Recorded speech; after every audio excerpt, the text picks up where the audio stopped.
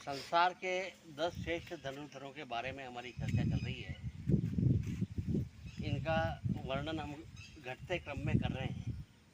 10वें नंबर पे हमने द्रोणाचार्य के बारे में बताया। 9वें नंबर पे अर्जुन आए। 8वें नंबर पे भीष्म पितामह आए। 7वें नंबर पर कर्ण आए। 6ठे नंबर पर बर्बरीक आए। आज 5वें नंबर पे कौन आ रहा है? आज 5वें नंबर पे दुनिया के जो श्रेष्ठ धनुर्धर है, जिनमें उनकी गणना की जाती है, वे हैं भगवान परशुराम। क्योंकि परशुराम जी इतने बड़े धनुर्धर थे कि उन्होंने द्रोणाचार्य को, भीष्म पितामह को और कर्ण को अपना शिष्य बना करके धनुर्विद्या प्रदान की। भगवान परशुराम विष्णु के 6ठे अवतार, कच्छ, मत्स्य, वराह, वामन, नरसिंह, ये 5 के बाद 6ठा अवतार परशुराम जी का हुआ। और परशुराम जी का जन्म मध्य प्रदेश में इंदौर के पास जाना पाव की पहाड़ी पर हुआ। और यहाँ भृगु ऋषि तपस्या करते थे। तो भृगु ऋषि के पुत्र हुए जमदग्नि जी। और जमदग्नि जी का विवाह हुआ एक क्षत्रिय कन्या रेणुका से। उनके संतान नहीं थी तो उनके जमदग्नि के पिता भृगु ऋषि ने पुत्रेष्टि यज्ञ किया और उसके द्वारा उनके पुत्र जमदग्नि को संतान प्राप्त हुई, जिनका नाम राम रखा गया। वह बालक राम 8 वर्ष की उम्र तक अपनी माता रेणुका से सभी प्रकार की शिक्षाएं प्राप्त करते रहे। और उसके बाद में वो कैलाश पर्वत पर चले गए और वह भगवान शंकर की घोर तपस्या की। तो भगवान शंकर प्रसन्न हुए और उन्होंने उन्हें धनुर्विद्या का पूर्ण ज्ञान दिया और दिव्यास्त्र प्रदान किए, जिसमें पाशुपतास्त्र दिया, उसके बाद में ब्रह्मास्त्र दिया और नागपाश दी, ब्रह्मपाश दी।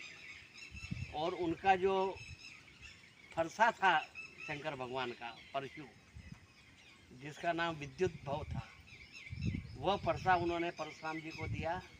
और भगवान विष्णु का जो सारंग धनुष था शंकर भगवान के पास, वह सारंग धनुष भी परशुराम जी को दे दिया। और इस प्रकार से धनुर्विद्या प्राप्त करके अस्त्र शस्त्रों से लेस होकर के भगवान परशुराम वापस जब आए कैलाश पर्वत से नीचे, तब परसा उनके पास में था। तो उनका नाम राम था, परंतु परसा धारण करने का कारण उनका नाम परशुराम हो गया। कालांतर में उनके पिता जमदग्नि जी का कार्तवीर्य अर्जुन, जिसे सहस्त्रार्जुन भी कहा जाता है और सहस्त्र बाहु भी कहा जाता है, सहस्रा बाहु भी कहा जाता है और बाणासुर भी कहा जाता है, उनने जमदग्नि जी का वध कर दिया। तो अपने पिता का जब वध किया तो परशुराम जी बहुत कुपित हो गए।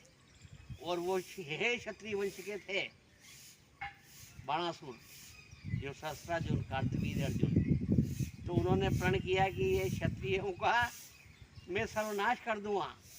और उन्होंने एक एक करके 21 बार इस पूरी पृथ्वी पर क्षत्रियों के को निर्मूल, वंश का निर्मूल कर दिया। भुजबल भूमि भूप बिन कीनी और विपुल बार महिदेव नदीनी।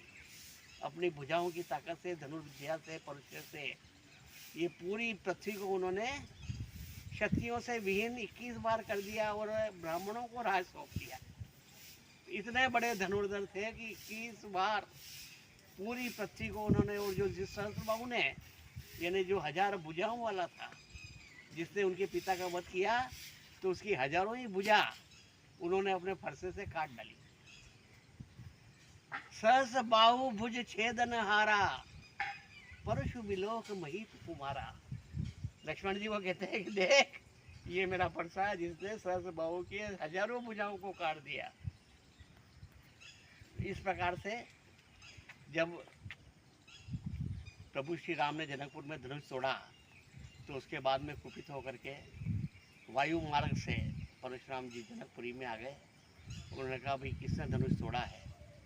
तब बहुत राम और लक्ष्मण और परशुराम जी के संवाद हुए और अंत में जाकर के प्रभु श्री राम ने कहा कि राम नामात्र लघु नाम हमारा, परशु सहित बड़ा नाम तुम्हारा। नाथ धनुष गुण एक हमारे, और नवगुण परम पुनीत तुम्हारे। सब प्रकार हम तुम संहारे, क्षमो विप्र अपराध हमारे। कि हमारे पास में तो एक ही गुण है, ये एक धनुष, पर आपके पास में तो विप्रों के पास में 9 गुण होते हैं, और हम तो आपसे सब प्रकार से हार गए हैं। हमारा तो खाली एक नाम राम है, पर आपका नाम परशुराम है, आप हमसे भी बड़े हैं। तो सुनी मृदु गूढ़ वचन रघुपति के, उधड़े परस पटल परस धर्मति के। ऐसे गूढ़ और मृदु वचन जब राम जी के सुने परशुराम जी ने, तो उनके बुद्धि के कपाट खुल गए। उन्होंने कहा कि नहीं, हो न हो ये विष्णु के 7वें अवतार हैं, और ये भगवान राम ही पृथ्वी पर मानव रूप धर कर आए हैं, परंतु ये परीक्षा कैसे हो। तो जो भगवान विष्णु का धनुष था सारंग, जो शंकर भगवान ने परशुराम जी के पास को दिया था और परशुराम जी हमेशा धारण करते थे, उन्होंने कहा कि ये शारंग धनुष या तो विष्णु चढ़ा सकते हैं या मैं चढ़ा सकता हूँ, तीसरा कोई चढ़ा नहीं सकता। तो उन्होंने कहा कि ये धनुष लो और इसकी प्रत्यंचा चढ़ाओ। तो राम रमापति कर धनु लेहु, खेचत चाप मिटे संदेह। तब खेचत चाप आप चली गए हो, परशुराम मन विस्मय भयो। तो ने कहा ये धनुष की प्रत्यंचा आप चढ़ाओ। तो राम ने जैसी प्रत्यंचा चढ़ाई, तो परशुराम जी ने मान लिया कि ये प्रभु श्री राम ही 7वां अवतार विष्णु का है, क्योंकि इनके अलावा इसकी प्रत्यंचा। और खेचत चाप आप जैसे ही हाथ में लेते ही उसकी प्रत्यंचा चढ़ जाती है। तब कई कई जय जय कही रघुकुल केतु रघुपति बने ही चले तप हेतु। ऐसे धोख दे करके भगवान के और महेंद्र पर्वत पर परशुराम जी चले गए, और वे आज भी जीवित हैं, क्योंकि 7 चिरजीवियों में सिर्फ परशुराम जी का ही एक नाम है जो धनुर्धर थे।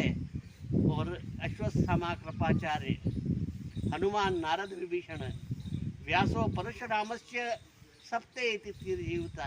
तो 7 चिरजीवी है, उसमें जो धनुर्धर श्रेष्ठ हैं वो परशुराम जी का नाम एकमात्र है, और वे चिरजीवी है, आज भी इस पृथ्वी पर मौजूद है। तो ये परशुराम जी जो है, ये कर्ण विष्णु पितामह द्रोणाचार्य के गुरु थे और श्रेष्ठ धनुर्धर थे। अब ये 5वें नंबर पर थे, 4थे नंबर पर और कौन आएगा, इसका वर्णन हम कल करेंगे।